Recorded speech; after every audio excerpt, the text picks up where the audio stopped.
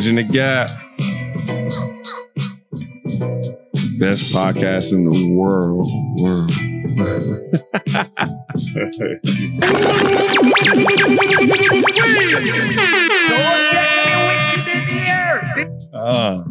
Episode 24.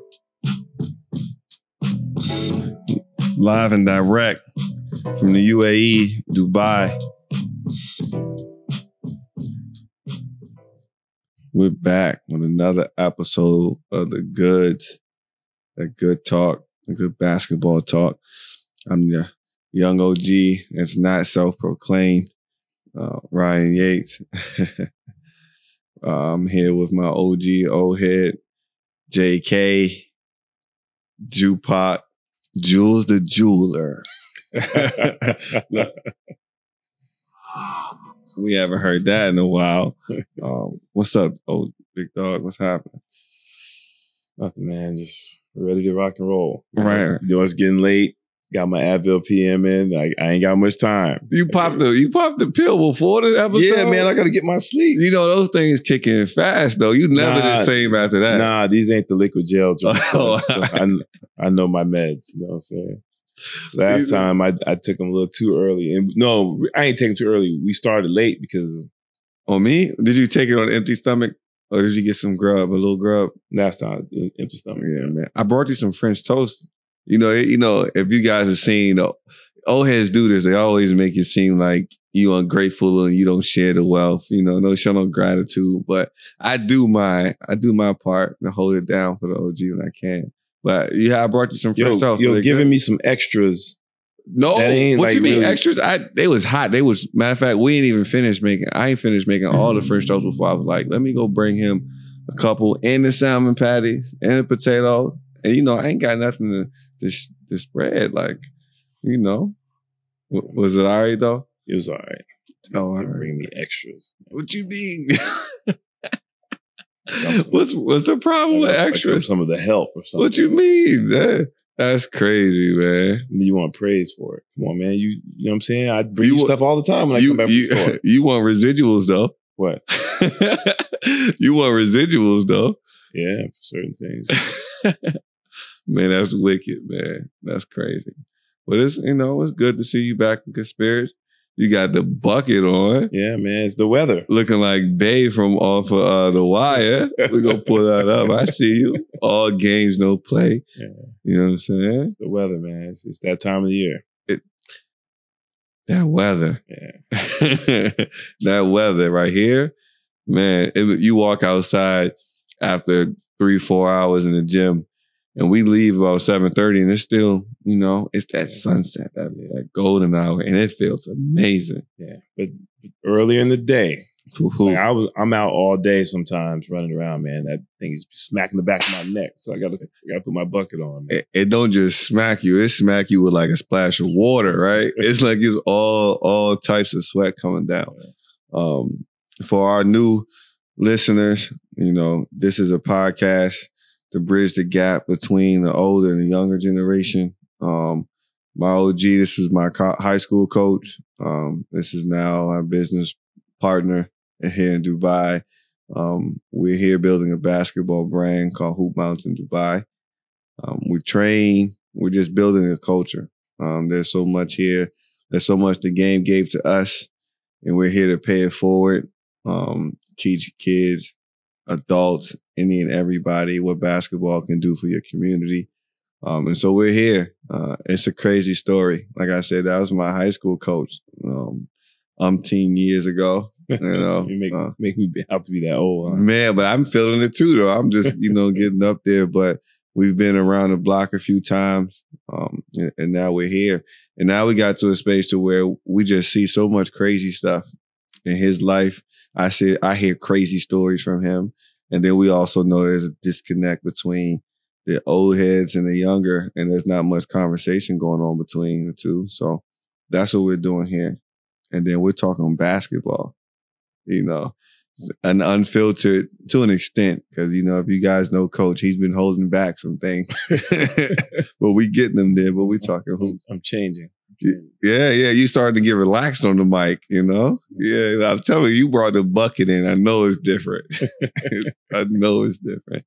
No, it's not bad at all. But, man, talk about, before we get into today's topics, Dubai itself, right? Every time we get on here, we always got to tell the truth. Like, it is as advertised. Paradise. If anybody's ever been to Vegas and you enjoyed your time in Vegas, this is like Vegas on steroids, man. Yeah. At the beach. Safely. Yeah. Safely, no worries. Matter of fact, I went to the beach the other night. It was like 10 o'clock at night. Sat on the beach with some chairs with my lady, and we ate some fruit and we're just chilling on the beach. I was walking along the beach. They delivered some food up there. I started there till like 1 o'clock. I'm like, yo, this don't happen where I'm from. You're at the beach. Yes. 10 o'clock at night. Yes. With some fruit. Just lounging with some fruit, and you have food delivered. Yes. That's a great lifestyle you live in there, young buck. Right. Great lifestyle, right? And best believe when we talk about it, Coach and I with this business and everything, it ain't all pretty. It ain't coming. But, out here there's a lot of free stuff you can do. A lot of free stuff. Because it didn't cost nothing to go sit on the beach. And I got that from you because I was never a beach guy. Never, See. What's the faces? What's going on? I'm just saying. What, you got something to say? No, I'm just saying you got it from me. Yeah.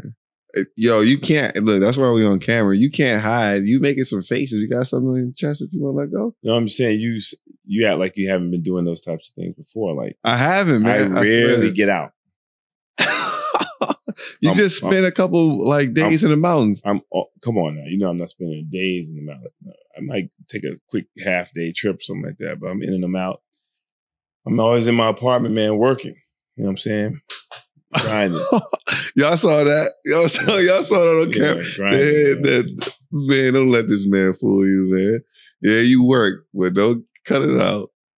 That stuff is funny, man. Yeah, man. You special, yo. You professional, huh? Come on, man. You a professional? I'm work first. I'm here for work. You know what I'm saying? We're trying to, get a business started. We'll have time to play. So you're professional, huh? Yeah, man. Let me hear you say I'm a professional. I'm a professional. That's interesting, because you always break down that, right? And I know we all Denzel fans. No, I'm a professional. That's what everybody keeps saying. Yeah, everybody say it, right? I keep saying it. Just professional. Just professional. Sick and tired of hearing it. You understand? Sick and tired of it. Denzel, man. That's my guy. Hey, but you professional, What am I going to do? I'm going to leave. I got to go. Come on. What about me? What about me? 40 seconds. Come on. 45. Last wish, please. Last wish. I wish You had more time. more time. Yeah. I see you though, man. You do work, but don't act like you just be up in an apartment just drowning in your sorrows. I dare you be like, yeah, that's pretty much like it is. No, seriously, I don't get out much. Think about it. We're in the year of COVID. Mm-hmm. Right? We're building a business. Mm-hmm. Money's a little funny sometimes. Absolutely. So hey, and I'm an older guy by myself here. Listen, man, it's all right. I got some stuff for you because Coach will do that. He'll do that to you. He'll, the small violin, he'll give you all of that action. And then you'll, when you really know. That's what it is. When I get my Bluetooth thing here, I'm going to start calling your people. And they'll tell you. I've always had an old soul. I'm gonna have to screen them before we call, though. I'm gonna have to be like, "Yo, look, when you get on the phone, we all good." But no, that's dope. But again, if you're in the UAE and basketball is something that you're interested in, no matter what level, we will teach you the game. You will be able to experience that culture. Hoopmountain.ae on Instagram, Hoopmountain.ae online. You can find us. We are around. What episode are we on, Ethan? Episode 24. 2-4. Well, did you have to look that up? You already know it. You say something, man. Man, why are you trying to punk Ethan? I'm not trying man? to. I'm just trying to help him out. I'm just trying to make sure he's on top of his game. Look, man, don't look. He's always been like that. He forgot to push the button one time. You forgot to push the button, so I got to make sure everything's all right. He always been old and grumpy like that. Now matter of fact, he wasn't even grumpy like this before. He was more just like angry. You know what I'm saying? Like sometimes you just be around him. You be like, "You all right, Pac?" You know. But hey, we're here. Episode 24.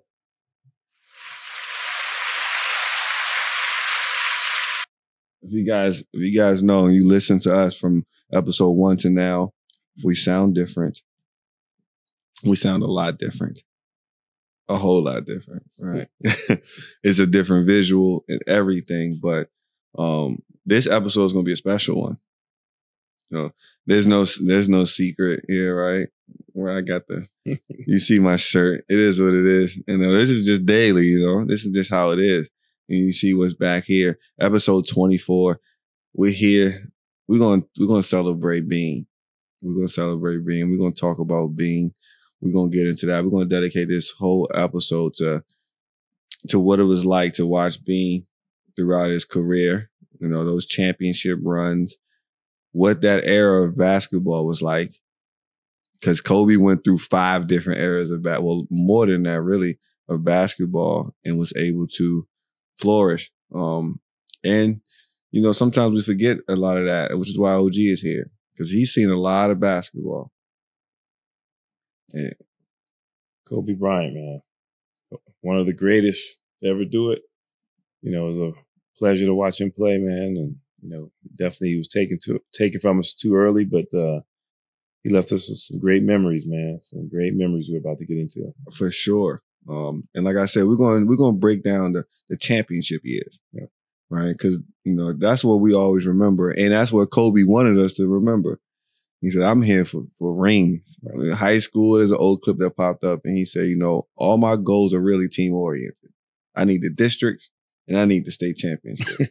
Like, that's all that matters to me. Right. So, and sure enough, he always said, I need to get 6 so I can sit at the table with Mike. Right. And I need 7 to get past him, and that's what it looked like. So championship number 1. Well, first, let's talk about draft day. Because 1996, arguably the greatest draft ever.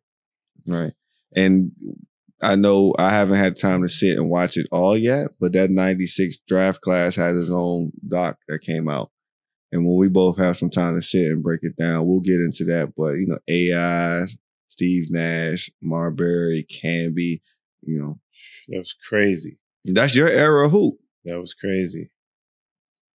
That was great. Can you pull up a picture of those guys, E? It should be a picture from Slam, right? Yeah, it should be a 1996 draft class picture. There it is right there. Pull that up. Yeah. Yeah. That just... Yeah. And AI wasn't even in the picture. Yeah. Is Tim Thomas over there? Yeah. Make that a little bit larger.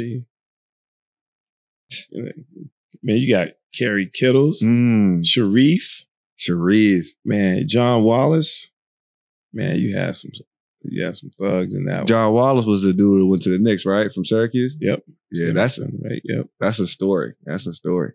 Man, is that Ray sitting down there, Raymond? Yeah, that's Ray Allen. Come on, man. That's a crazy draft class. But we'll get into that 96 one specifically because there's a lot around that. But talking about coming in that 96 year and being selected by the Hornets, or even you for being in, that's the year you, high school, college. What did you know of Kobe and even that Jerry West and those trades and all those things? Well, going into 96, the only thing I really knew about Kobe was that, of course, the Pennsylvania legend, because I was at Temple at the time. When he got drafted, I was actually at Coppin, but when I first heard of Kobe, first got a chance to see him and things like that, I was at Temple. And you see this guy, long, lanky, about 6'5" at the time, and you can just see somebody like emulating Mike, which everybody in America did, everybody in the world did, but it was just something different about him. It was a little arrogance. You got to have arrogance to be that nice. Got to. But the first thought was, because the NBA is so physical, he may not make it. You know what I'm saying? You got to get a little bit bigger, stronger, and things like that. But once he got drafted and went to LA, you just knew that he'd have a chance just because of the organization. Mm-hmm. They don't, you know what I'm saying? They do right by rookies. Mm-hmm. And, he went in behind Eddie Jones. One of your guys. One of my guys, yep. Mm. And did you ever get a chance to speak with Eddie about that? Like, playing with Bean or just playing in LA, period? We talked about the LA stuff when I was still in college and stuff. Of course, we asked him a million questions. Right. Like, come on, man, you playing for the Lakers, but never got into it about the Kobe stuff. It's something that, when somebody comes in drafted so high, and they play the same position. You ain't got time to be praising them. You know what I'm saying? But Eddie, he's a different guy. You could tell from the outside looking in, and just by what other people have said that did a great job of mentoring Kobe for him to get started and things like that. And Kobe, you could just tell, man, you can only keep him caged for so long. Mm-hmm. I mean, that's just once he took those 2 shots in the playoffs, it's Utah, and they were air balls, you could just see the look on his face, like, dang, he wasn't dejected. He was pissed. Yeah. You know what I'm saying? So you just knew he was going to go back to the lab and get better. And he took them shots. Right. Like, you as a coach, you're standing on the sideline, and sometimes you don't know what your player going to give you in that crunch time, right? But he took both of those, even after airball in the first one. Yeah. He took the second one, right? And I know one thing that I noticed is that he airballed them, but all of them are right on line, right? So, like, that's a perspective thing. Some people look at it as like, dang, he took those shots and airballed them. And as a player, some people will airball that, and their career will never be the same. Right, yeah. Kobe was looking at, some people never recovered from that. Yeah. Kobe just got stronger. That's what he said. He said, I'm right on line. I'm just going to go ahead and get stronger. Yeah. Right. And then the next year, you're all-star. Then it just start from there. Right. I like the fact that, he also had old heads in Byron Scott. Yeah. Because Byron Scott was on that team as well. So we always talk about now the importance, because the league was older back then. Right. Coming straight out of high school. Right. You talked about this the other day. Is if Kobe was coming straight out of high school in today's NBA, what would be different? 2021? 2021. Straight out the gate. All-star. Yeah. Straight out the gate. No question. Had too much skill, good length, and just too much heart. Mm-hmm. And it's not as physical today. So he wouldn't be punished as much in terms of going into the paint and things like that. He would flourish immediately in today's game. And that's not to say that, these guys aren't good today. They're NBA players, but it was just a different physicality when he came into the league. Different. Extremely. I mean, you coming off the era of the Bad Boys and everything, Charles Oakley, like you coming off a mean era. And when when they'll see each other squaring up on the baseline. Right. Right. Going to blows. But let's get into that first championship. 99, I think Kobe was 20, 21. Give me what Kobe averaged in the playoffs. That's against the Pacers. That's against a Pacers team that is coached by, I believe, Larry Bird was the coach then. I think so. You got Reggie Miller. Yep. Keep going. At 18 a game. Yeah, you got Reggie Miller. You got Jalen Rose. 18. Shout out to Jalen Rose, too, because a lot of people done forgot Jalen used to get busy in the league, too. For sure. Jalen Rose, Mark Jackson with the wristband on, the yellow one. Dale Davis, Rick Smits. And then coming off the bench, you got Sam Perkins, Chris Mullin, Jonathan Bender. That was the one who came out. Yeah. That team right there, right? Let's talk about that era of basketball, because we ended up winning that 3-1. That was Kobe's like coming out party, because it might have been game 3 or at Indiana. Shaq fouled out. And game 4 at Indiana, and Shaq fouled out, right? And Kobe had to go ahead and take us to the promised land. And Kobe told Shaq, "Don't worry, I got this." And you see that famous picture when Kobe telling everybody, "Calm down, it's coming on." And that was a coming out party right there. That's one of those ones where Kobe was like, "All right, I proved it to myself." But talk about that competition then, like what Indiana Pacers team, what that was really like. Look at the guys you just named, man. Jalen, Reggie, Dale Davis, Mark Jackson, Rick Smith, Oscar Crozier, Travis Best, Sam Perkins, Al Harrington, Chris Muller. Travis Best. Come on, man. You're talking about not only guys that were good scorers, everybody on their team strapped up. Mm-hmm. Everybody. There wasn't any guys in that starting 7-8 rotation that took plays off defensively. And if you think about it, what is Indiana known for?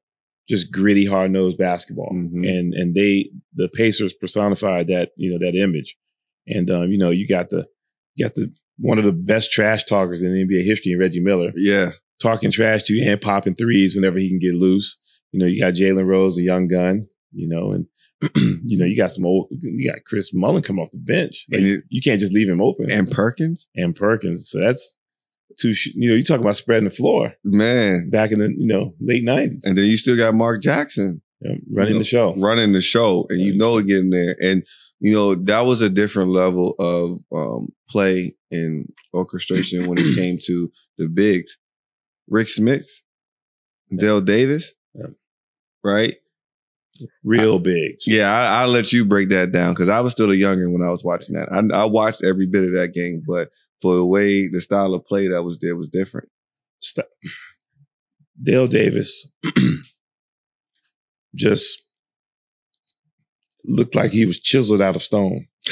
I'm serious. Like, if he set a pick on you, you felt it 3 days later. And you're talking about anything came off the board, it was his. He gets his hands on this wrap. Just anybody running through the paint that didn't belong in the paint was going to get some wood on them. And that's just the way the bigs Yo. All right. I'd have let that go the last 3 or 4 episodes. Mean? But you gotta stop saying that, man. There's a different, get some wood laid on you. Yo, you gotta give me a different analogy, What man. you mean? That's all I'm saying, yo. That's like you know what I'm saying? Every time you say that, I'm just sitting here thinking, like, what's going on? That's you, man. You gotta get your mind out the gutter. Look, I'm trying to bridge the gap, man. You know what I'm saying? Every time you say that, I'm just like, okay, I'm sorry. Oh no! Anytime somebody comes through the paint, yeah, and you don't belong down there, one of the big guys lightly taps you. Yeah. They knock you off your block. Yeah, they try to knock your teeth out, knock the wind out of you. I'm sorry. My God, use a different analogy next time. Sorry. I'm saying. My goodness. Man. They go get you, man.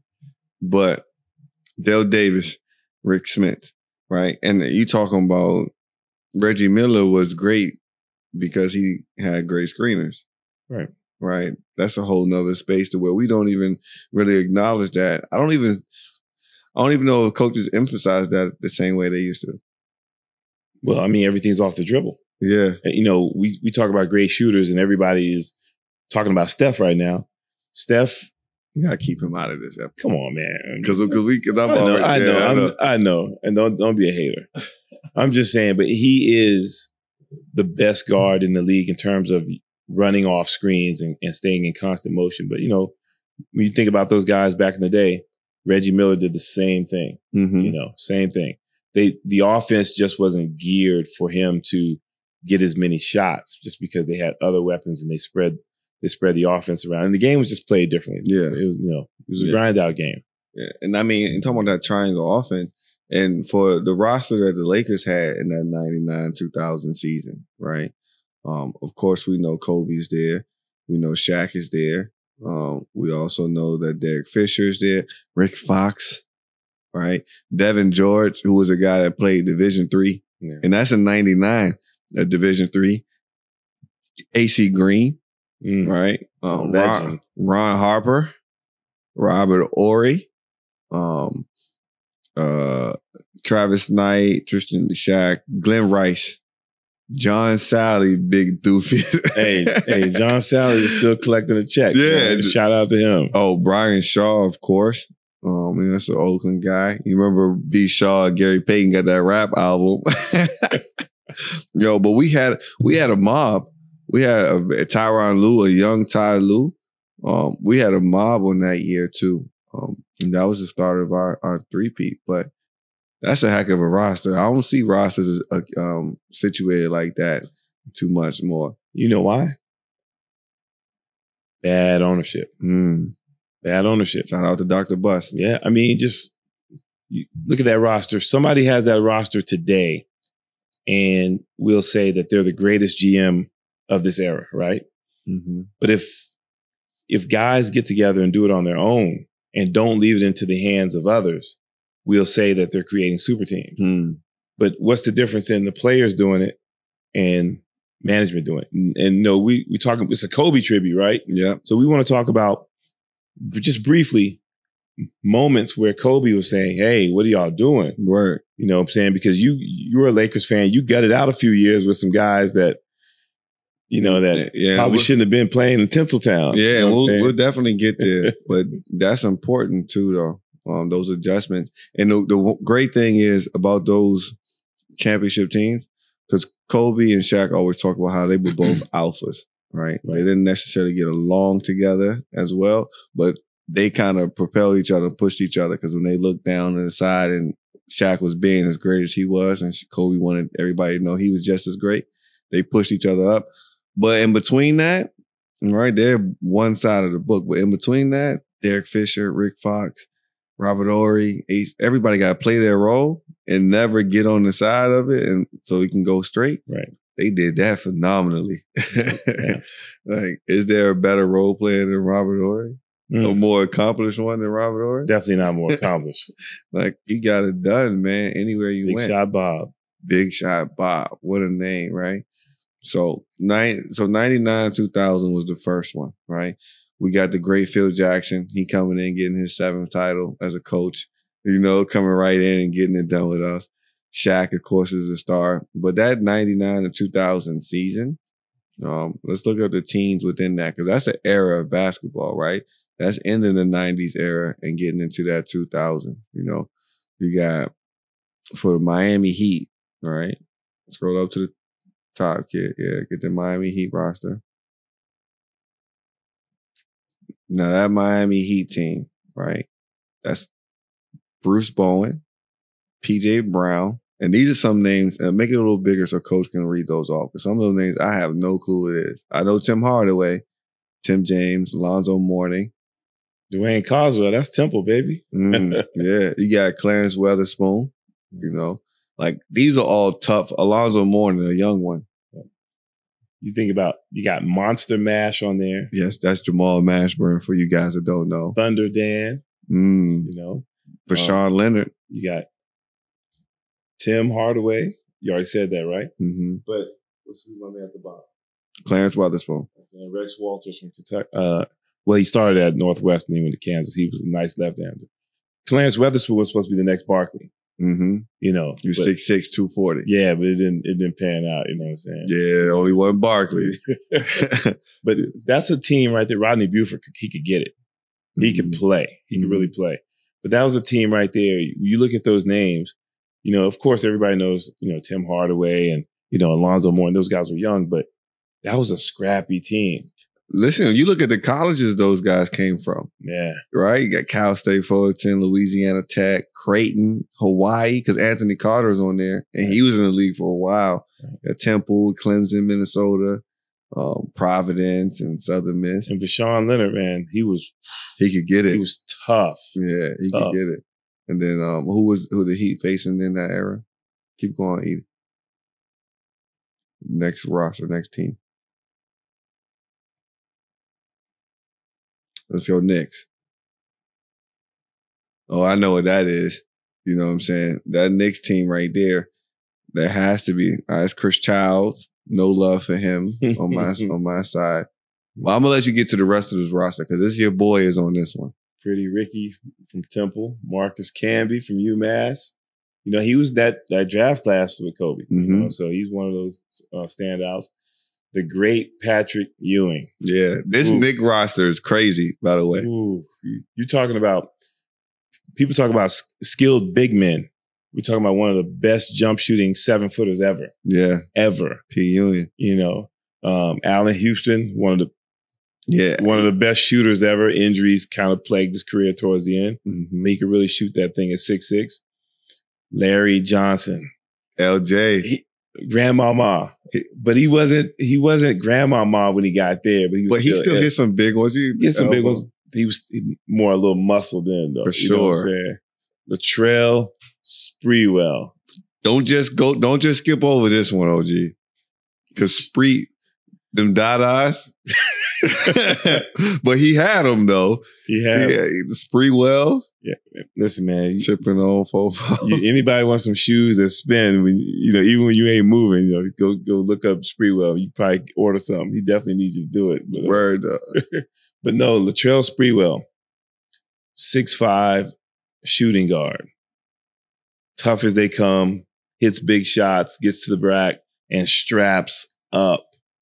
You know, anytime they're meeting the Lakers, Kobe's going to get his because Kobe's Kobe. Mm-hmm. But guarantee you it was tough. Man. And Latrell was going to make Kobe work on the other end. Look, Latrell from Alabama. we talking about you born in the 70s and you went to school to Alabama University. That's a whole different battle. That's a whole different thing, right? Chris Childs, Marcus Camby. That's a tough New York team. Charlie Ward, man, the quarterback. Charlie Ward might be one of the greatest college athletes, period, ever. Right? Like, you won the Heisman and then went to the league, NBA. David Wingate. That's Baltimore, right? Yeah, right there at Georgetown. That was tough. Kurt Thomas.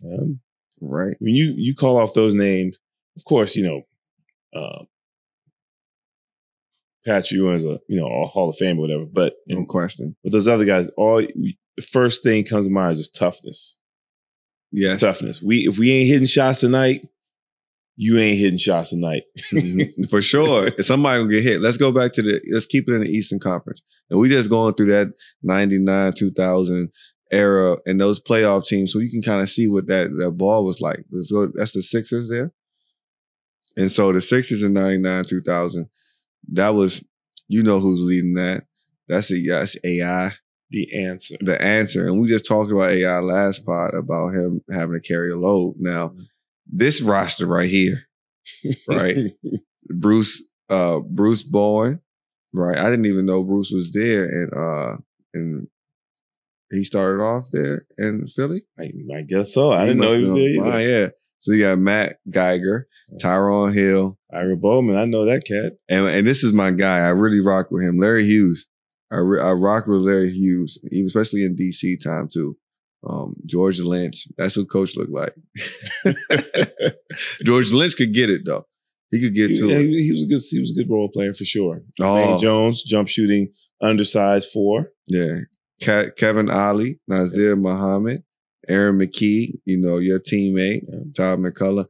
But this is an interesting one right here, right? Theo Ratliff went to, we talk about, these are names of guys who made niche like in the league, finding their thing.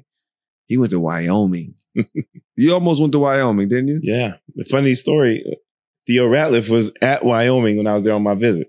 Man, you guys hear this? Coach was supposed to play with Theo Ratliff at University of Wyoming, and he didn't go. I don't know why you didn't go to Wyoming. Stop playing with me, man. Stop playing with me. I know I got on this bucket, but I ain't wearing no cowboy hat. Come on, man. Nah, it was, it worked out for him. It worked out. Sure. It worked out. What if you could have been playing with Big Rat? Yeah, I mean. Has a wild nickname.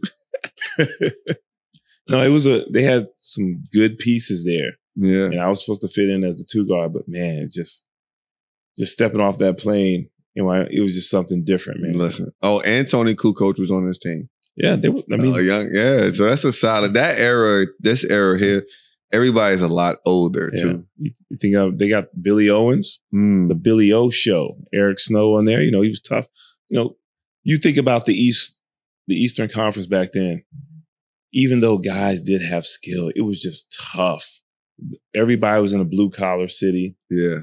And that's just the way the game was played. You know, we talk about the great Allen Iverson. Man, he took a beating to get 2 points. A beating. Man. And like I said, this is no hate on the young guys, because anybody that's a young guy that can ball, I give you props. But overall, the league was more physical back then. That's just for sure.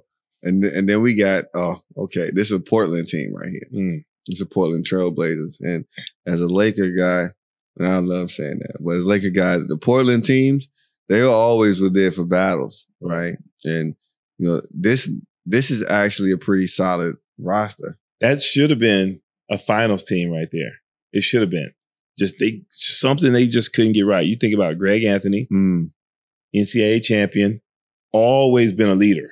Yeah. On and off the court. And he was in his 8th year there too. Tough as nails. Stacey Augmon, his college teammate. Yes. And for those of you who don't know, Stacey Augmon was a guy that I used to tell Coach Ryan his game was patterned after defensively. Yeah. You know, you could put the ball in the hole better than he could, but you guys defended the same way. He's 6'8", 205 all over the court. Like, he was everywhere. Right. One-man press. Yeah. Brian Grant, 6'9". You could dump it down to him. He scored with his back to the basket. Solid role player. Very tough, too. You know, Gary Grant was a solid backup guard sometimes. Antonio Harvey, just, come on, man. 6'11". Yeah. 225. Just, I know people say, like, 225, but it was muscle. Yeah. It was lean. Different. Dudes were different back then. Joe Klein, big lumbering 6'11", 255. He knew his role on the team. Come through. Let me give you some love taps on your way through. You know what I'm saying? Let me grab a few rebounds. Let me just finish any dump offs that I get. Just a solid role player that embraced his job. Yeah. Jermaine O'Neal, young budding star. Yes, the 96 draft class, I believe. Yeah, budding star. 6'11", could do it all. Inside, outside. Scottie Pippen, we don't even have to say anything about that. And that was Scottie. You know, Scottie was trying to get his money. Scottie left and was trying to get his stuff together. Scottie was all right, but Scottie was still a shell of Scottie for me. But he was he was still very effective. But my man Kobe put him in his space. You know, I might have the video right here so you can see that right to left and then live to beam. Let me give Pippen a little defense here. He needs it. In year 12, he ain't got no business jumping out there on the island. and his 12 years ain't like most people 12 years. Right. Because he went to the finals 6 times, and those 2 years in between when MJ was out. He went to the Eastern Finals one time. Yes, yeah. And he was carrying. He did some heavy lifting. Lifting. You got Arvydas Sabonis, 7'3", 279. For all of you young guys out there right now, you watch Joker. This was Joker before Joker. Yeah. Here. Keep it on that. Yeah, where you going, E? Yeah. Hey. So, but because we're here in the UAE, and which is an international space, and we're talking about basketball globally, you gotta for him and the next guy, you gotta go ahead and just give a little bit more of that background, because our kids don't know, and even back home, there are a lot of people that really have no clue when we talk about these next 2 names that you got. Arvydas. So people don't know that. Like you said, people in the States didn't even know. Arvydas Sabonis was one of the top players in Europe many years before he even came to the NBA. Back then, guys would get drafted to the league, but you couldn't make as much money as you could in Europe. So he waited his time out, and then he could come over for, after he's made some money, and then come over and then, see what he could do in the NBA. And he was a guy, man, great soft hands, great passer. You could run the offense through him at the high post. I mean, he had great moves back to the basket, soft. Just anything Joker can do right now, he could do, but he was a little bit heavier. He was a whole lot heavier. Stop playing. And this to let you know, Sabonis' son is now playing for Pacers. All-Star and all those type of things. Yeah. Deadlift Shrimp. Man. This team was loaded. This team should have been in the finals for sure. Deadlift Shrimp, man, just 6'10", 235, man. Just, again, one of those guys, big guys from Europe, played inside and outside, which, back in the NBA back then, that was kind of unheard of. You were big, you stayed in the paint. But these guys roamed inside out and did a little bit of everything. And, it was hard to completely shut them down just because they had so many weapons in their arsenal. And they were smart, high IQ. They weren't guys that, needed to come in and just get 20 shots.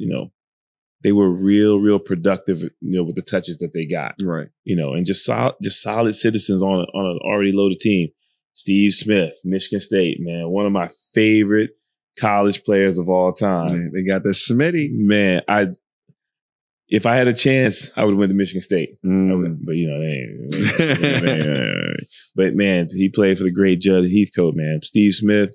When they name one of your moves, and people still talk about your moves today, that means you could play. For the Smitty. That means you got game. Look, I'm gonna make sure in these episodes, I'm starting to do it. I'm gonna put the video clips here so y'all can see some of those things. For sure. They need to know. Yeah, and the real ones, KD, all those guys, they know what the Smitty is. Yep. They salute those people when you see them. So sometimes you got to break it down. I like Mighty Mouse. Yeah, I was just about to say that, man. I was say Damon Stoudemire, a.k.a. Mighty Mouse. Yeah. Put Toronto on the map. I got to go find that jersey. But next year, I'm going to have a nice little throwback of Dame Stoudemire for sure. Because that one was a fire one. Rasheed Wallace, number one player coming out of high school. I know John Chaney wanted him so bad. Yes, right? He's a Philly guy. He wanted him so bad coming out of Simon Gratz. I mean, you think about that, man. Oh, man. Here, look at the dude at the bottom. Your man. Bonzi Wells. All my guys back home gonna be that play with me at Coppin gonna be like, yeah, you know Bonzi. He don't know you, but you know him. Yeah, and for sure. What they're gonna be saying is that I had a chance to play against Bonzi when I was in college. And let's just say I wasn't on the floor too long. I see this guy, man, 6'5", little chubby. Like, man, I'm about to serve him up. Every time Bonzi touched the ball, foul. I couldn't stop him. He was posting me, getting me off the bounce. It was nothing I could do. He was for sure one of the times in my life when I realized, like, he's a pro. Yeah. He's a pro. Yeah. I ain't never been dispatched that quickly. Yeah. Everybody had those moments. For me, it was Tobias Harris. Ooh. He same way. I was trying to speed him up, push him this way. He thought I wasn't even there. Yeah, but he ain't put you in a car seat, though. Bonzi put me in a car seat. I was like, there was nothing I could do. Like, I knew then, get in the weight room. Yeah, that's different for sure. And then we'll go through this one quick because this was a first round exit. This is a Phoenix team. They had some guys, though. They had Penny Hardaway, but that was, Penny after. Yeah, Kevin Johnson. Randy Livingston. That's somebody that nobody remembers. He was probably the number one or number two player coming out of high school, knee injury, and robbed him of some of his bounce. He still ended up in the league, whatever, as a solid point, but 6'4", 2. He was bouncing like Baron Davis was. Ooh. Yeah, he was nice. Ooh. Yeah. You got Corey Blunt. You got Rex Chapman. That's your guy. Had bounce. We still gonna have a talk about him a little bit later. But Kevin Johnson, J Kidd. Well, that might have been blonde hair J Kidd too. Ben. Ben. Sean Marion.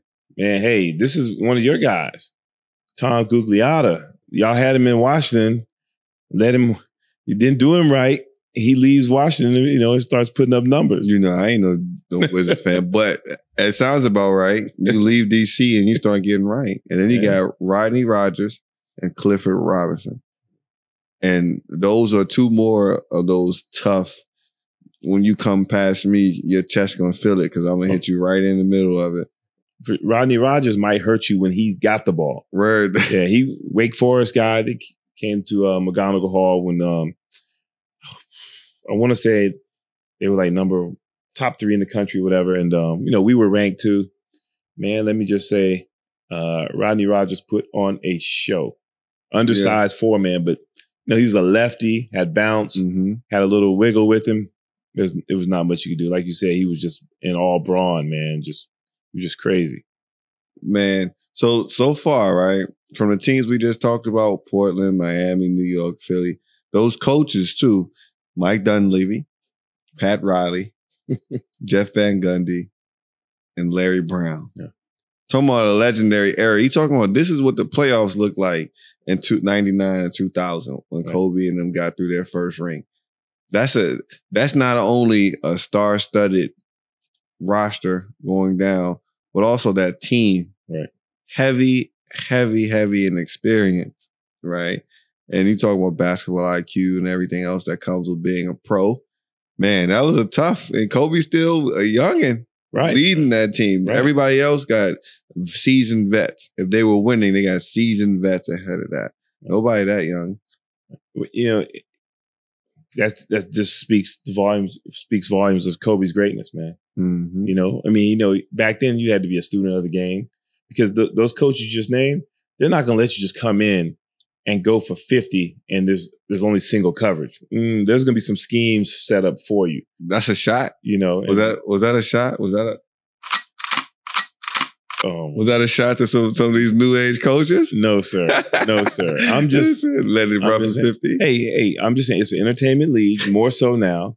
And so, hey, maybe there's some orders coming down from the top saying, hey, man, you know. OG said, where's your pride? Just let it happen. You just let them give you 60. Where's your pride? You know, and you know, we get this too much. Well, maybe that organization, maybe that coach didn't want to show their hand right now.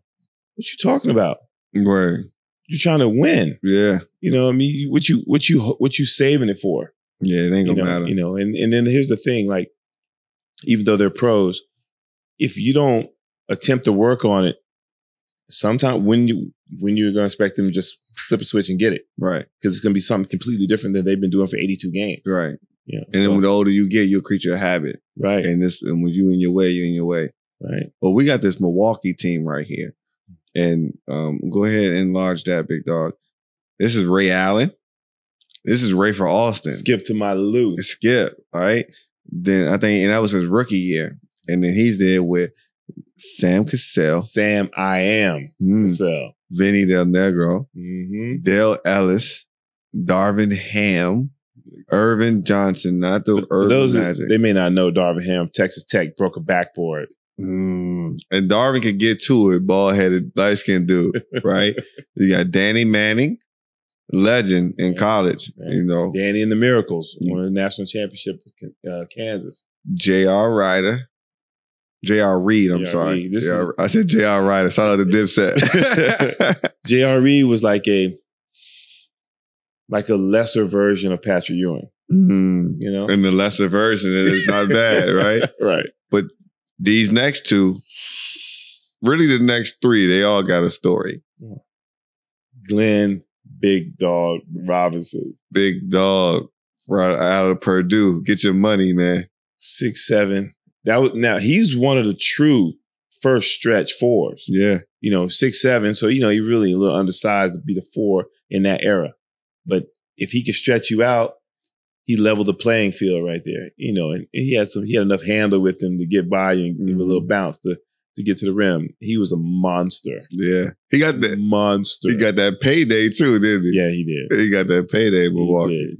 And then you got Tim Thomas. Tim Thomas was a guy at one time in high school that people were saying he was ranked ahead of Kobe. Yeah. Kobe remembered. Yeah. Kobe, I remember him, Tim Thomas, talking about that. Tim Thomas was 6'10", small forward. Yeah, he actually had potential to be like one of the next McGrady's. You know, but you know, career didn't really take off the way it should have. But he was a monster coming in. Robert Tractor Trailer, we all know. Hey. He was pulling a wagon back there, a little overweight, but he could get to it. Yeah. When you overweight and can get it done, that's high skill. That's high skill. And then this team is coached by George Karl. You know, right? We right back in the same space to where in this era of basketball, everybody had their resume, everybody was highly experienced, and everybody had their system. Right? Like you were going through a gauntlet. Right. From 1 through 8. right? So are those all the teams for that 99 year? Hey, before we go any further, man, when we were doing that Phoenix roster, we didn't get a chance to touch on Oliver Miller. Oh, I don't know. You got to and how he got out the league. You got to school me. Well, Oliver Miller, was a big guy. I think he's about 6'9", always had issues with his weight. When you're younger, when he was in college at Arkansas, you can get away with some of that stuff. You get to the league, you got to make sure you're in shape a little bit because everybody you match up with the next night could really play. And in his contract, they had some clauses in there about his weight. Oh, man. So Oliver Miller, man, I think he was playing for the Pistons. And this cat had to be weighed in every day. Every day? Every day. Yeah, they had to watch his weight, man. He could blow up at any moment. This cat was sneaking into the joint before everybody got there and rigging the scales. He got caught. Hey, no. That's high level, though. That's high work. Hey, why you can't just lose the weight? Man, listen, man. You playing in Detroit, man. You go to Coney Island, them hot dogs are great. Man, the hot dog, though. If a hot dog costing you millions, you got issues. Man, so everybody got different vices, man. Yeah. And then I think the last playoff team there was a Pistons squad, and that was what we got going on. It's a Pistons squad with Jerry Stackhouse. Is that Jerome Williams? Is that from the Dog? I can't. That's Jerome Williams from Georgetown. Lloyd Vaught, Christian Michigan team. Christian Leitner, not a fan. I Duke stuff. Yeah.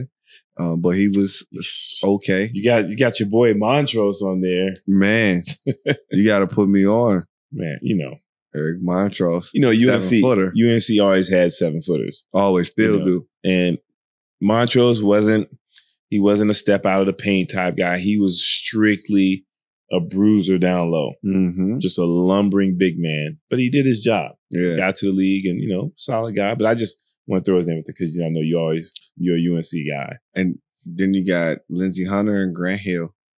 Yeah. Lindsey Hunter was tough, man. Yeah. I mean, we'll see on this roster, he became a Laker.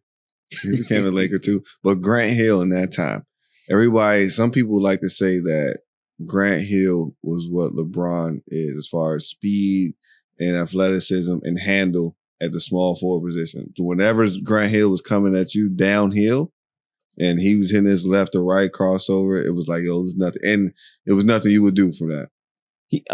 I'm not going to say his game. I'm not going to say his game and LeBron's game similar because Grant Hill was more, I say he's a little more, how can I say, light off the bounce. Yeah. Like he wasn't running over you. LeBron, he'll run over you, run through you. Well, Grant Hill he's come down. He had Grant Hill was more like I don't even want to say his name, but he was like a better version of PG. See, because remember we bring this up about LeBron too. Right.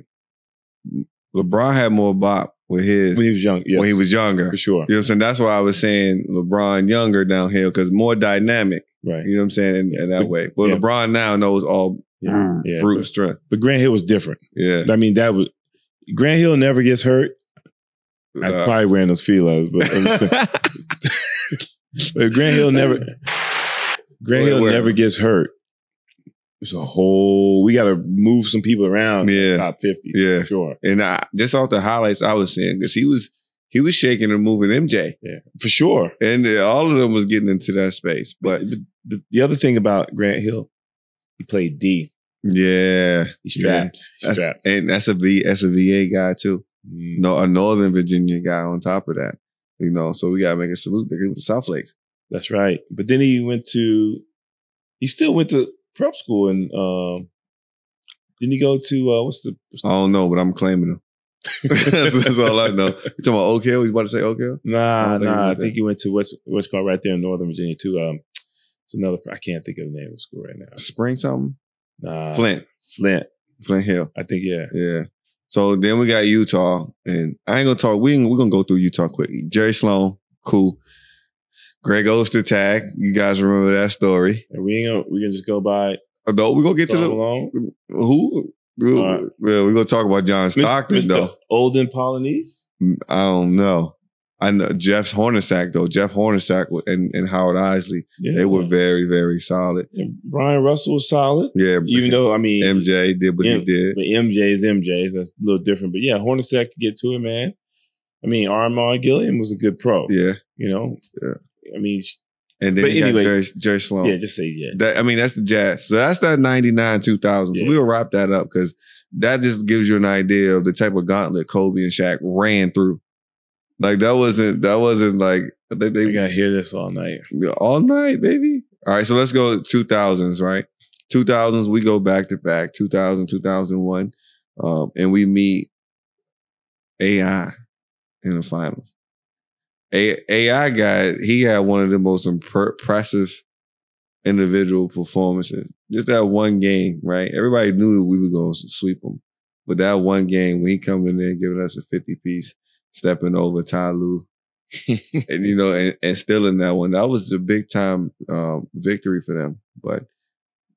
And that's the second year back. And they add Mutombo to that roster. Right, an old Mutombo. But that Philly team shouldn't even have been there. Look at that roster. I mean, look at that roster, man. You know, you got an old, crazy Vernon Maxwell. Yeah. They ain't Vernon Maxwell for the Rockets. I mean, for what AI did, man, Vernon Maxwell ran into the crowd. Yeah, it's crazy. Crazy. I saw that the other day. He was wild. It's crazy. But for them to get that far, man, with AI, that's just a testament to his greatness. I'm sorry. And he was a two guard, 6'1", 165, 170, something like that.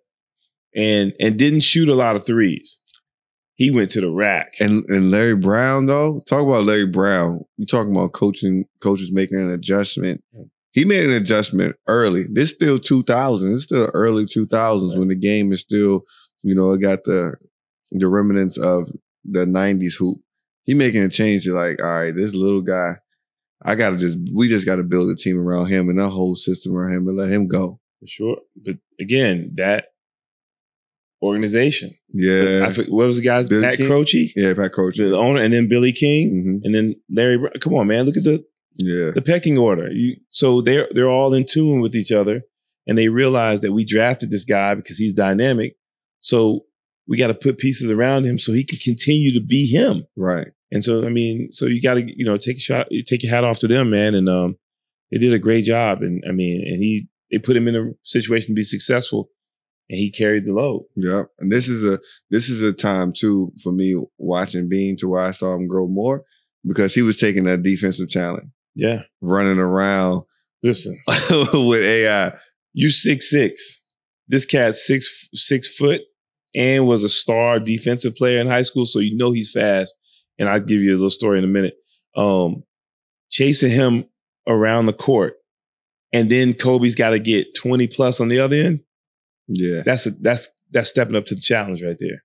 That's big time. Yeah, that's prime time, right? And then go to what those numbers were, because I mean, Kobe and Shaq at that time now they already in rhythm, right? I think he averaged like, what was it, 20s. We may never know. We may never find out if Ethan doesn't get there. 2000, 2001 playoffs. Yeah, 29. The year before, he averaged 22. Now in the playoffs, he averaged 29. Right? And then you run around with AI when you get there. But the East, you kind of knew what was going to happen there. But that Western Conference now, right? But Kobe had 29 in the playoffs, right? What was he averaging in the regular season? See, this is what I want people to understand. Those guys picked it up in the playoffs. 28.5. You still got to take it up, and that's what defense has been a little more keyed in on. Right, playing them 4 times. But you know, what I'm saying, the thing you're supposed to dip a little bit because the other team is keying in on you. Mm-hmm. But for you to keep your average and then go up a little bit, that talks about your preparation, your greatness, and your toughness. For sure. Now let's take it to, now this was, I believe, also the year when Sacramento started getting a little tough for us. So let's go back to that Western Conference and seeing what those teams were like in that space. Because I know first round, we would have had, let's go second round there. Let's say we have Portland again, right? And that's the same Portland team that we had to run into with the OG Scotty and all those guys. But then when we get to second round, we got to play Sacramento, and we sweep them this year, right? This is a team that Nick Anderson. He wasn't right after those free throws.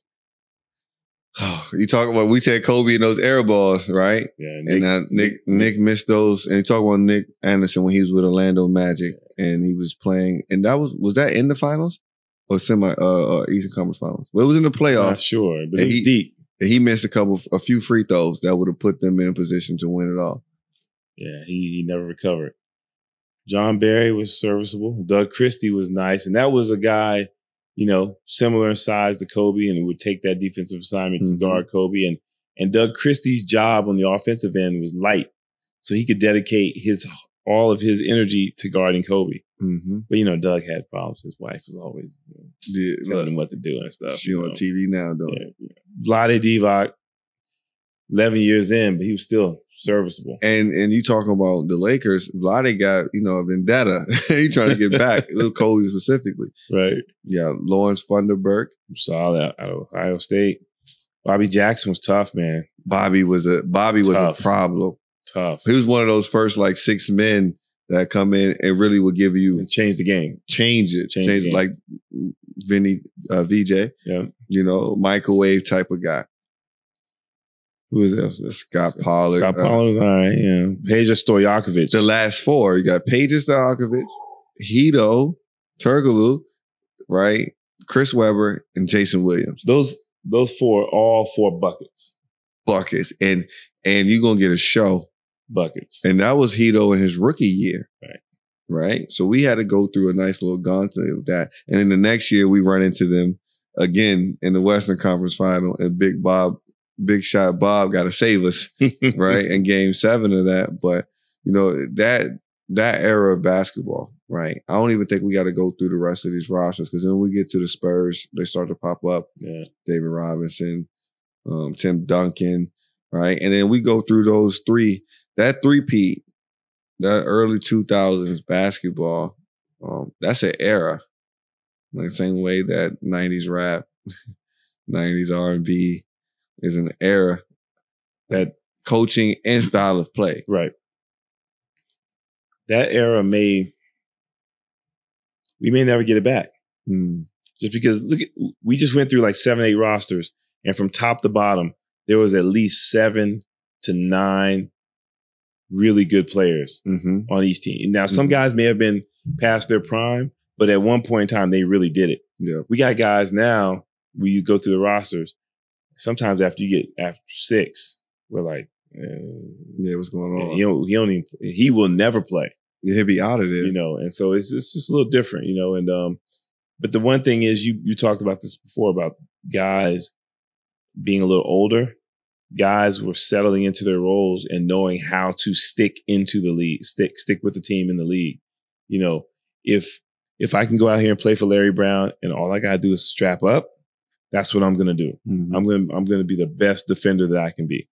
Make sure I don't turn the ball over when it's in my hands, knock down the open shot when I get it, and just play defense. And so I think that comes with maturity. Yeah. And and just knowing that the type of money that guys got back then wasn't the same. You know what I'm saying? It wasn't generational money for the 8th, 9th man on the team. Yeah. So guys were hungry. That's what that inflation do. It was a much more, I guess it was only tough to watch if you weren't a basketball person, right? Because they're talking about the shift in the rules was making it more entertaining to watch and all those things. But for me, it was way more entertaining than watching regular season games in comparison to now. Because the competition, the competing was much, much different, right? That's why Kobe gets to the level that he gets to. Shaq gets to where he gets to. And everybody in between, because everybody was always coming after you. And as you say, maybe it is because of the money. Yeah, I mean, maybe it is. Maybe it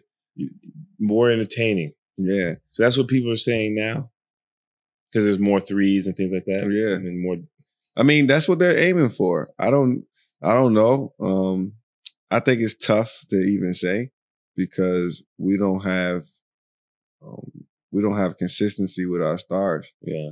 They're not playing all the time. You know what I'm saying? Like, Right. there's so much stuff that's going on in between there. Like, you know, like AD done miss 1 million games. You know what I'm saying? So it's tough to see how that's going to go. I do question that sometimes with AD, but if I'm going to give him a slight pass, this is the pass I always use, is the fact that, man, anybody grows that fast in one summer. Yeah. Body got to adjust. I'm there with you. You know. Yeah. So but we'll say, we go 99, 2000, 2000, 2001, 01, 02. We three-peat. And then we go on for the 4-peat. And that's when we get GP, Malone, and that's supposed to be the one that we win another one. Right. And we take an L to the Pistons team led by Chauncey and all those guys there. A team that should not have won a ring at all, but you know that's that turmoil inside. Yeah. Even though I was happy the Pistons won, just so somebody could stop the momentum of the Lakers, because they were like a gorilla out there. But man, we all know that Kobe and Shaq just had internal beef. Yeah, and Karl Malone ain't help it. Oh yeah, not at all. Not at all. I mean, just you know, that's the worst thing as a player, to look back and say, we lost because of that. Word. That, you know, we could have won 4 in a row. Right. You know, so then that one hurts. And not to take anything away from the Pistons, but come on now. Yeah. Let's be real. It would Ben Wallace your starting center. Yeah. And he worked. And we love Ben. And he worked. But Shaq, come on. You know what I'm saying? Just personnel to personnel. Yeah. It didn't make sense. Yeah. But it is what it is. And it's part of the story that you know, elevates. What's also dope with Bean was, in between that time, from 99 to then, he making music. He on Moesha. He on, you know what I'm saying? Like, he making music. And this is probably the one thing I didn't support Bean on. I ain't listened to the Kobe album. I think you might have bought it though, didn't you? Come on, man. Come on. You know, back then we ain't buy CDs. Right. Unless you could play it from beginning to end. Yeah. That's a different space though. You in the league and you like, man, I'm bored. I need to go make an album. You know, he was on that list that we did earlier about hoopers who made rap albums. I wouldn't say Kobe, in his case, was bored. He's always looking for the next challenge. Yeah. That's just him. Yeah, that's real. Know? That's real. I could see Kobe spending 3 hours at a carnival. You got one of those little booths with like, guess how many jelly beans in this book. I can see him spending 3 hours trying to get it right. Word. That's a fact. That's a fact. But big transition, right? 04 years when, or 2003, 04 is when he goes from Adidas to Nike. Man, you can't be that great wearing those Adidas, man. Man, now I am a fan of the Crazy Eights, though. The Adidas Crazy 8. I think those were solid. Those are not those, champ. Don't pull those off. Come on, man. Those third. That's what Kanye trying to pull off now. Star Trek joint. But I think the Adidas Crazy 8 was cool. You know, those black and white one. I think those was all right. Those were solid. But when Kobe made the transition to the check, to the Nike check, that was big too. That was, you know, a big change, a cultural shift, because Kobe got probably, arguably, I think, the best basketball shoe line, right? MJ got the best shoe, but MJ shoes, you can't really hoop in the same. And then after like 5 or so, maybe after 6 or 7, it started to look a little funny what he started to make, right? But when you look at Kobe Nike shoe, those Adidas ain't gonna get it done, baby. You know what I'm saying? But when you talk about Kobe shoe, like to this day, they're innovative because they're low top. They got people thinking that, man, it needs to be a little bit more flexibility within the two. All right. And then also on that, it's still stylish. I mean. Yeah, I mean, no, there isn't one Kobe Nike shoe that isn't nice. Right. There just isn't one. But I'm just so glad. I mean, you can't have that type of game and wear Adidas. The moon boot. You just can't. You just can't. The moon boot. Like I was upset when Kevin Garnett switched from Nike. Yeah, and he had some fire Nikes. But we're gonna get into the shoe thing because y'all ain't know that we really put this. We heavy into the shoe game when it comes to the hooping shoes, right? But Kobe shift that, and now that's a that's a sign, right? To where everything changes, right? The shoe is more important. The image is a little bit more important. Now you've had 4, Shaq is gone, right? Now it's just you in LA, and you got to go through some years. I just saw a picture they had on Instagram the best NBA duos or underrated ones. They had some solid ones going, and it was like 12 pictures. The last picture was Kobe and Kwame Brown. I was like, my dog really had to go through that. My dog really had to go through that, but he fought through, right? And then we get to his last two. Those, first of all, those are 3 trips to the finals, right? We got 08, 09, and 07, 08, we get there, and we play Boston, and we lose. Who's that? Ray, KD, that's the first, Paul Pierce? That's the first year. And Rondo? Yeah, that's the first year of the Big Three. Okay. And we take that L to the Big Three. And then we come back in 08, 09, we beat Orlando. That was the year everybody thought we was going to be able to play Cleveland and get the Kobe. That's when they had the puppets all year, right? And everybody thought LeBron ain't handle his business, because that's the one thing that we wanted to see. Right. And I know that's the one challenge that Kobe wanted. Right. Give me a young LeBron and let me give him an L here. That Cavs team. I know. They let him down. They let him down. But even if you think about that Cavs team, though, you look at this Orlando team, and Dwight Howard has one of the weirdest NBA careers. Yeah. Because he's a Hall of Famer, right? He's going to be a Hall of Fame. Yeah, for sure. But sometimes, I think you might have said it, and my uncle said, "What have you done for me lately?" Yeah. And you always say that because that's all that people remember. And Dwight, man. And not only that, it's the manner in which you finish your career. Yeah. Dwight's finishing it. What would have been a storybook ending and a great comeback would have been if he retired last year. Yeah. Or stay on one more year. Yeah. But you jumping, there's some funny money going on there. Yeah. So we got that W though. So we go and Kobe gets 2 more, right? And the most sweetest one being the last one against Boston, right? After we got murdered against Boston in Game 7. I mean, I think they beat us by like 30 points, 40 points. They murdered us. And we came back and we got to get that revenge one more time. And it's the Celtics. Yeah, Boston Celtics.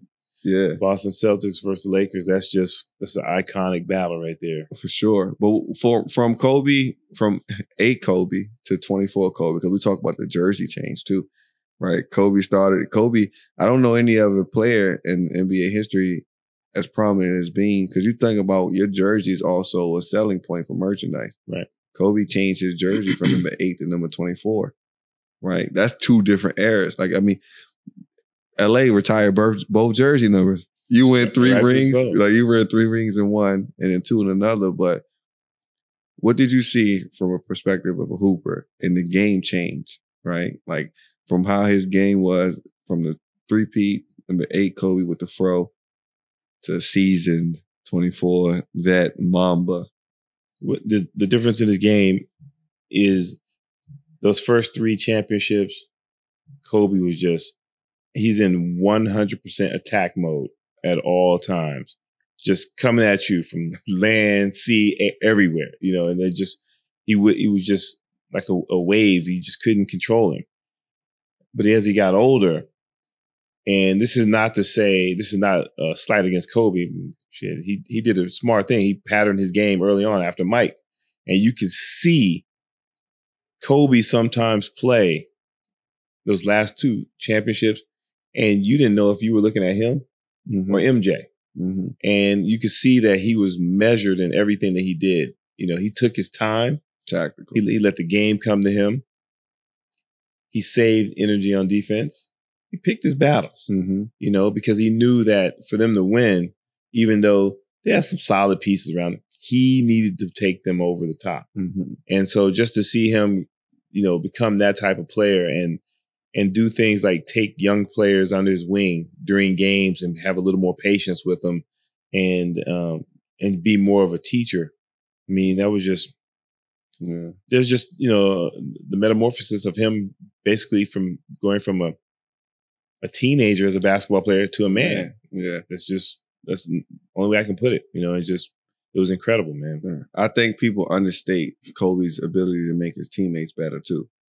Right. When I think about our roster for it now, we won back-to-back, right? But we went to the finals 3 years in a row, right? Pull up those rosters. Now, our second best player on that team was Pau Gasol, right? And then we have Lamar Odom, and then we sprinkle in there Shannon Brown, Trevor Reeves at one point, Metta World Peace. We still got Derek Fisher and all those things. But when you think about championship teams, right, outside of that Detroit team, Spurs, David Robinson, Tony Parker, Manu Ginobili, Tim Duncan. Those like all-stars, Hall of Famers. When we talking about the guys that we had, Andrew Bynum, Jordan Farmar, Chris Mim, right? Like Vladimir Ivanovic, Luke Walton. We don't even know what Luke was good at. Sasha Vujacic. But I will always look at it and I would say, people always talk about Kobe being selfish and all those things. But Paul Gasol is now a Hall of Famer, right?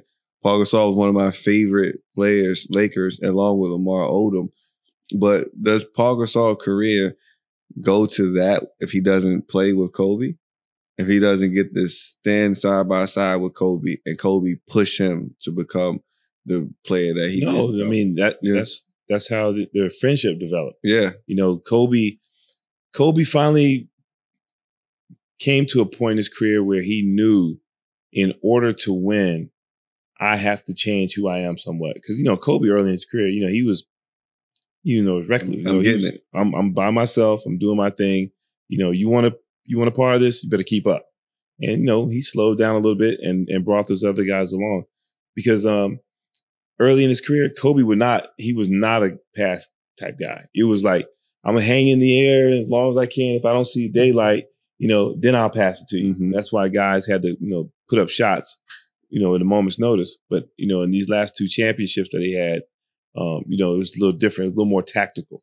Yeah. He set guys up because he knew that it's 48 minutes. Mm-hmm. So I need these other guys to eat a little bit, right? If I'm gonna eat towards the end and put us, over the top. Like, look at that roster, King. All right, Shannon Brown, Kobe Bryant, Andrew Bynum, Jordan Farmar, Derek Fisher, Paul Gasol, Binga, Adam Morrison, Lamar Odom, Josh Powell, Sasha Vujacic, Luke Walton, and Metta World Peace. Right? My boy hated Sasha Vujacic. Man. My boy Matt Day used to be like, yo, JK, you should be in his spot.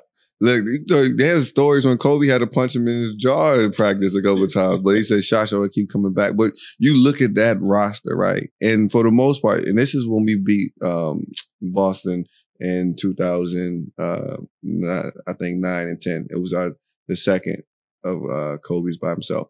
That's pretty much the roster for the other two as well. Just take off Metta World Peace, and we got Trevor Reeves on there and things. But that's pretty much the same type of roster. Now, you tell me, when you look at that roster, is that a roster you like, yo, that's a championship team? I can say it now. You can say it now, right? So like I even think like Kobe's 2 rings without Shaq, those are some tough ones. Right. Some tough ones. They were tough. And like I said, I give him all the credit in the world. But he had a couple guys on there that were just dogs. And they just did, Metta World Peace.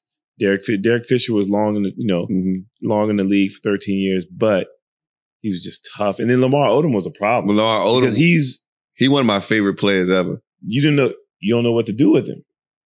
Man, Lamar was special. He was really a point guard at 6'10". Right. With some bounce to him too. Right. But still, King. Hey, man, where Andrew Bynum? You got Phil Jackson, man. Yeah, but where Andrew Bynum at? Last time I saw Andrew Bynum, he was on the Brooklyn bench with a Wes Unseld fro. I ain't say that now. But when Bynum was there, he was a good big man, though. He worked into that. He was serviceable, you know what I'm saying? But I'm like, those 2 finals that he had to win with that crew, man. If you look at it right now, it's like, all right, yeah.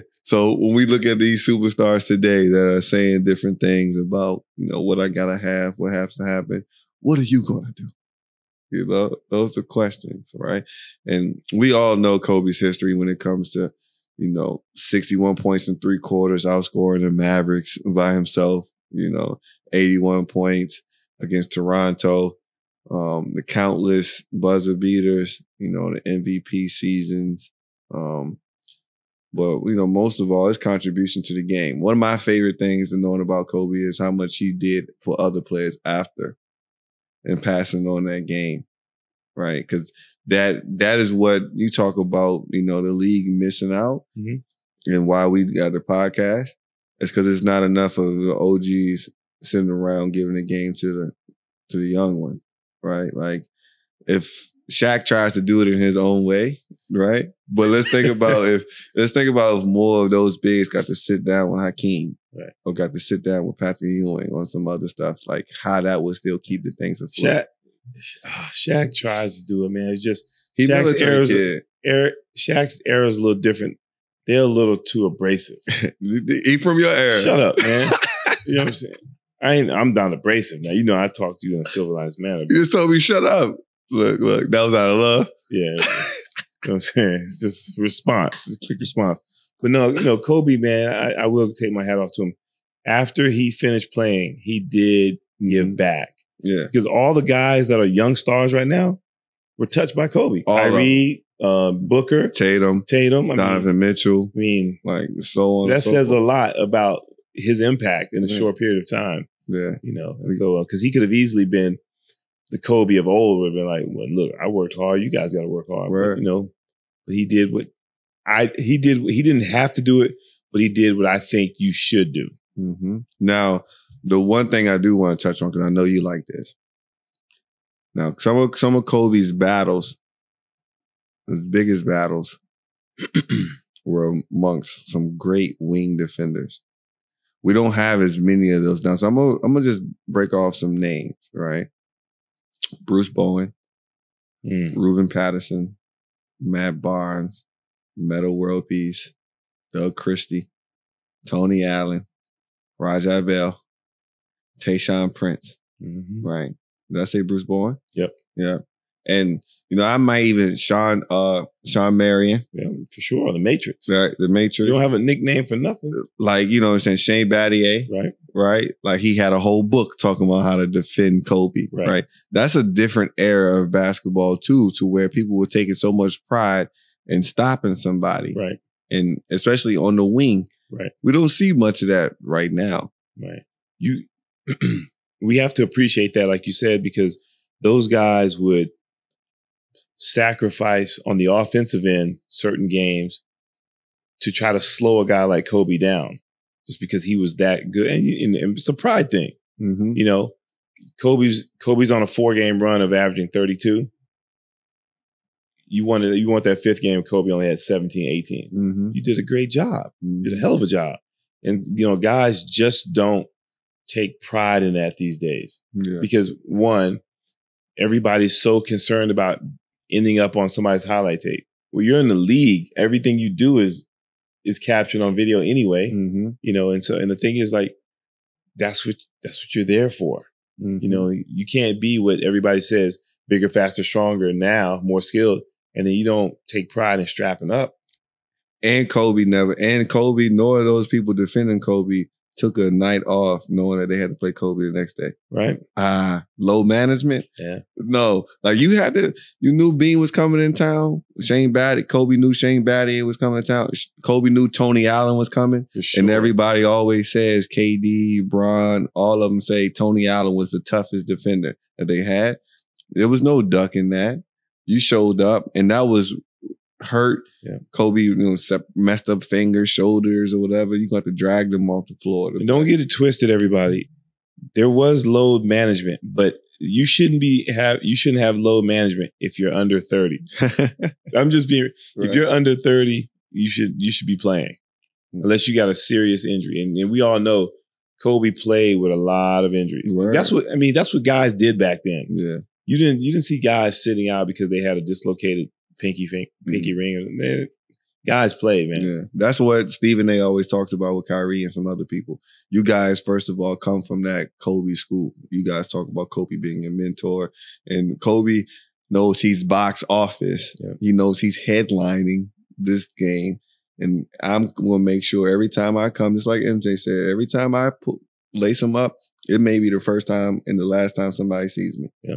Because it might be the only time you can afford the tickets. Man, talk about those stories about kids who can only go to the nosebleed seats and see somebody with the binoculars. Right, yeah. Like, we all got them, Yeah, right? Like, sure. sitting at the top of it. So they always showed up, man. But, We'll talk about those injuries later next time. Think about Rod Strickland. We need to show a visual of him handling the ball with tape on every finger. Yeah, Rod Strickland was wild. He got a lot of different things going on. And even we got a graphic here of Kobe's injuries that he had to play through. Like, right. Man, it's everywhere.